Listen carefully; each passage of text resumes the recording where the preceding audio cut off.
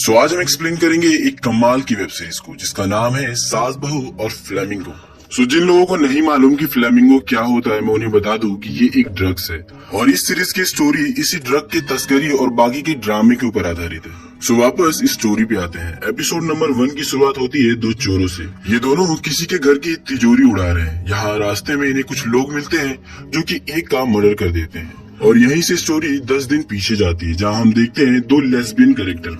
One is DJ in a disco bar and दूसरी का नाम बिजली है, जो कि यहाँ पे किसी कंसाइनमेंट के लिए आई है। इसी डिस्को बार में हमें एक लड़के को दिखाया जाता है जो कि एक ड्रग्स खरीदता है और थोड़ी ही देर बाद वो उसे यूज करता है और उसकी नाक से खून आने लगता है। इसके इलाज के दौरान पता चलता है कि ये एक मशहूर डेप्यूटी सीएम का लड़का है और इसने मिलावटी मास ओवरडोज वाला ड्रग्स लिया है। डेप्यूटी सीएम अपनी बेटी की जान बचाने के लिए और बाकी की कार्रवाई के लिए पुलिस को बोलती है।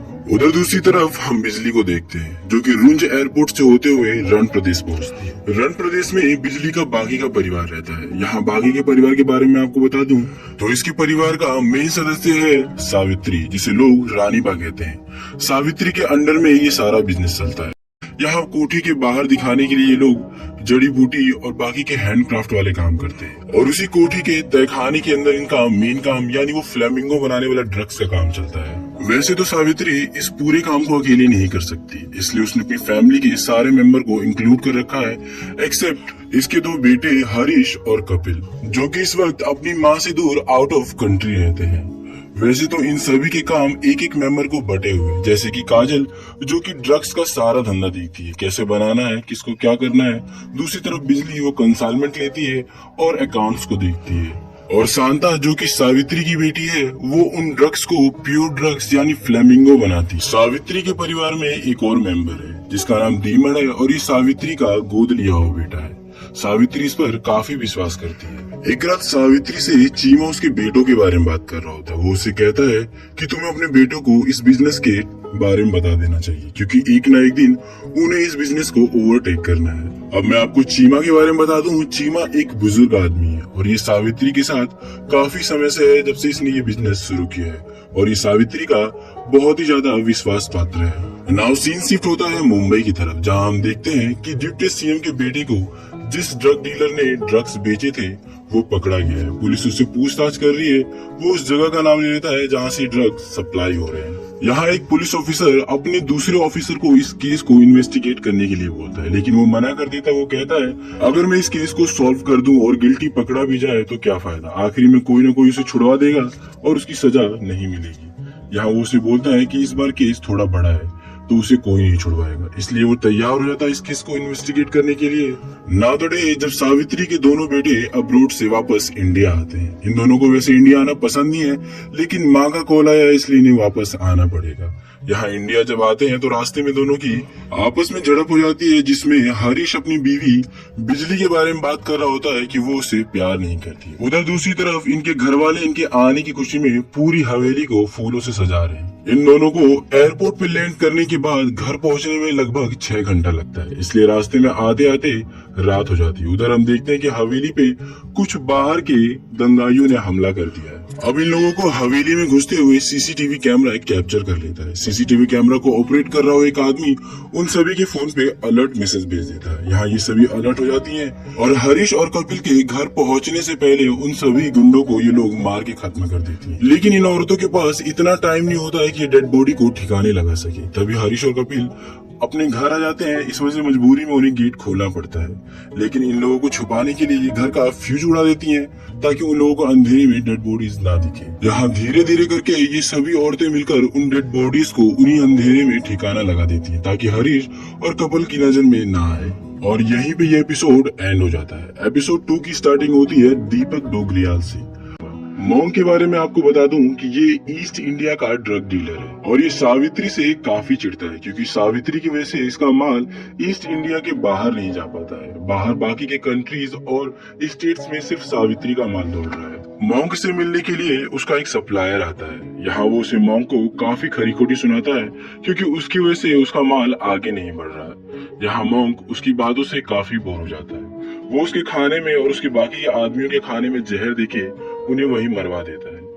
मॉन्ग को एक पार्सल डिलीवर होता है वो उसे खोल के देखता है तो उसमें एक कटी हुई जीभ होती है और ये किसी और ने नहीं बल्कि सावित्री ने उसके लिए भेजा था, क्योंकि सावित्री के घर पे जो हमले किए थे वो किसी और ने नहीं बल्कि मॉन्ग के आदमी थे। सीन शिफ्ट होता है सावित्री के घर की तरफ, जहां हम देखते हैं उसके दोनों बेटे अपनी अपनी वाइफ के साथ रोमांस करने की कोशिश करते हैं। उधर सावित्री की बेटी शांता जो कि दीमड़ से प्यार करती है, लेकिन दीमड़ उसके साथ इस रिलेशन में नहीं आना चाहता है क्योंकि वो रानीबा यानी सावित्री के विश्वास को नहीं तोड़ना चाहता है। अगले दिन सावित्री अपने दोनों बेटों और बाकी के सारे परिवार को लेकर शहर पे निकल जाती है। यहाँ वो शिकार करवाती है दोनों अपने बेटों से ताकि वो दोनों इस काम में बिजी रहें, और उधर हवेली में कार्लोस नाम के एक आदमी का कंसाइनमेंट ट्रक पे लग जाए और आगे निकल जाए ताकि इसके बेटों को इसके काम के बारे में पता न चल सके। उधर शांता दीमर से एडमिट करवाने पे लगी हुई है कि वो एक्सेप्ट कर ले कि वो उससे प्यार करता है। उधर दूसरी तरफ हम देखते हैं मुंबई पुलिस जो कि इन ड्रग्स के प्राइमरी एरियाज के बारे में बात कर रहे होते हैं। यहाँ ईस्ट इंडिया के बारे में बात कर रहे होते हैं जो कि सिल्वर रिंग नाम का एक आदमी संभालता है, और इनका माल उसी एरिया में ही खत्म हो जाता है। दूसरे नंबर पे आता है पूरा साउथ का एरिया जो कि पर्ल रिंग नाम से फेमस है, और इनका कंसाइनमेंट समुद्री रास्ते से आता है। और फाइनली नॉर्थ एंड वेस्ट जिसे कहते हैं गोल्डन रिंग, क्योंकि ये इंडिया का मेन सेंटर है, लेकिन इसे सप्लाई कहाँ से मिलता है ये इन्हें नहीं पता। कुछ ऑफिसर्स कह रहे हैं पाकिस्तान तो कुछ कह रहे हैं अफगानिस्तान, लेकिन यह इन्वेस्टिगेटिंग ऑफिसर को इतना शक है कि ये सप्लाई यही इंडिया से ही हो रहा है। इन्हीं में से इनका एक ऑफिसर जो कि गद्दार है वो जाके चीमा को इनकी प्लानिंग के बारे में बता देता है। उधर हरीश और कपिल दोनों गांव घूम रहे होते हैं। यहाँ हरीश को एक लड़की इशारा करती है तो वो उसके पीछे पीछे चल लिया होता है, और हरीश के पीछे पीछे कपिल भी चल देता है। यहाँ वो जाते जाते एक रास्ते में देखते हैं तय खाने का रास्ता। यहाँ ये दोनों अंदर उतर के देखते हैं तो यहाँ हर रास्ते पे एक दरवाजा है जिसपे काफी हाई सिक्योरिटी लॉक लगा हुआ है। ये उसे खोलने की कोशिश करते हैं लेकिन खोल नहीं पाते हैं। जब ये दरवाजा खुलता है तो उस तरफ वो अपनी माँ को देखते हैं। ये देख के वो दोनों चौंक जाते हैं। सामने देखते हैं कि तहखाने के अंदर एक खेती हो रही है किसी पत्ते की, और यहीं पे ये एपिसोड एंड हो जाता है। एपिसोड नंबर 3 की स्टार्टिंग होती है सावित्री से, जो कि अपने दोनों बेटों को अपने इस बिजनेस के बारे में सारी चीजें बता देती है। अब यहाँ हम देखते हैं सावित्री की बैक स्टोरी, जहाँ हम देखते हैं कि उसके दोनों बेटे छोटे होते हैं और पेट में उसकी एक बेटी, जहाँ उसका पति भोला भी होता है, और ये दोनों गांव से कोसों दूर झोपड़ी बना के रह रहे होते हैं। इनके साथ 2 और लोग रहते हैं। यहाँ ये दोनों बात करते हैं कि कुछ पैसे इकट्ठे हो जाएंगे तो गांव में सेटल हो जाएंगे। यहाँ भोला उसके साथ में रह रहे एक साथी पे काफी विश्वास करता है। वो उसके साथ एक नशीली पदार्थ को कुछ लोगों को पहुंचाने के लिए निकल जाता है। साथ में उसकी वाइफ भी होती है। ये तीनों उस नशीली पदार्थ को देकर वापस आ ही रहे होते हैं, तभी अचानक से भोला को भाप हो जाता है कि उसके साथ कुछ गड़बड़ होने वाली है। वो अपनी बीवी सावित्री को लेकर वहां से निकलने की कोशिश करता है, तभी अचानक से एक आदमी उसके पीछे वार कर देता है। यहाँ भोला ऑन द स्पॉट वहीं मर जाता है, जिसे देख के सावित्री बेहोश हो जाती है। सावित्री का बेहोशी का फायदा उठाकर वो आदमी उसके साथ गलत काम करते हैं। यहाँ सावित्री उन्हें रोक नहीं पाती है। उसके साथ इतना कुछ होने के बाद वो अपने बच्चों से मिलने के लिए अपने घर की तरफ निकल लेती है। यहाँ कई दिनों तक भूखा रहने के बाद उसे पता चलता है कि जिस नशीली पदार्थ की वजह से उसका पति मारा गया वही अब उसे पैसे कमा के देगी। वो धीरे धीरे कर उन नशीली पदार्थों को लोगों को सप्लाई करने लगती है, जिससे उसके बच्चों का पेट भरने लगता है। ऐसे एक दिन उसे एक लड़का मिलता है जिसकी माँ गुजर चुकी होती है। ये लड़का कोई और नहीं बल्कि दीमड़ होता है, जिसे वो गोद ले लेती है। अब सावित्री किसी गांव में ना जाने के बजाय वहीं पे अपना गांव बसाने लगती है।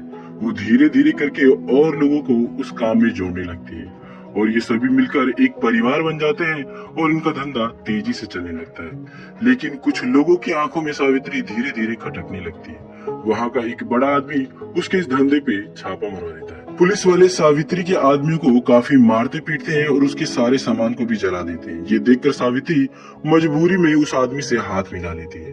अब धीरे धीरे वो आदमी उसके साथ काम करने लगता है और उसे रहने की जगह वो कोठी देता है, जिसमें सावित्री अभी प्रेजेंट में रह रही है। यहाँ स्टोरी में हम एक फॉरेनर को देखते हैं जो कि इंडिया के जेल में है, क्योंकि वो कोकीन बना रहा था, इसलिए पुलिस ने उसे जेल में बंद कर रखा है। यहाँ सावित्री के साथ जो आदमी काम कर रहा होता है उसकी पहुंच बहुत आगे तक होती है। वो उसे बाहर निकालता है और वो सावित्री के साथ उसे कोकीन बनाने में मदद करता है। यहाँ वो फॉरेनर और सावित्री उस हवेली में उन नशीले पौधों को उगाने की कोशिश करते हैं, लेकिन धूप ज्यादा होने की वजह से वो पौधे अच्छे से ग्रो नहीं कर पाते हैं। वो गुस्सा होता है, तभी अचानक से एक गड्ढे में गिरता है। यहाँ देखता है कि नीचे एक पूरा डैम बना हुआ है। यहाँ ये देखकर वो काफी खुश होता है। अब इसी के नीचे वो फॉरेनर उसकी खेती करना शुरू कर देता है और फिर यहीं से शुरू होता है रानी कॉर्पोरेटिव का काम, जो कि बाहर देखने में तो हैंडक्राफ्ट का काम है, लेकिन अंदर ही अंदर एक खतरनाक ड्रग्स बनाया जा रहा है। उधर पुलिस भी इस मामले को इन्वेस्टिगेट करने में लगी हुई है। उधर दूसरी तरफ मॉन्क एक आदमी से मदद मांगने के लिए गया हुआ है। वो आदमी उसकी हालत पे उसका मजाक उड़ा रहा होता है। उधर सावित्री अपने दोनों बेटों से पूछ रही होती है कि वो इस बिजनेस में आना चाहते हैं या फिर नहीं। यहाँ हरीश तो तैयार रहता है, लेकिन कपिल साफ साफ ना कह देता है, जिसके लिए उसकी माँ उसका स्वागत भी करती है। लेकिन वो उससे बोलती है कि उसे 2 हफ्ते जन्माष्टमी तक रुकना पड़ेगा, क्योंकि वो जन्माष्टमी के दिन अपने अगले वारिस की घोषणा करेगी। आगे चल के उसके धंधे और इस रानी कॉर्पोरेटिव को कौन संभालेगा। और यहीं पे ये एपिसोड एंड हो जाता है।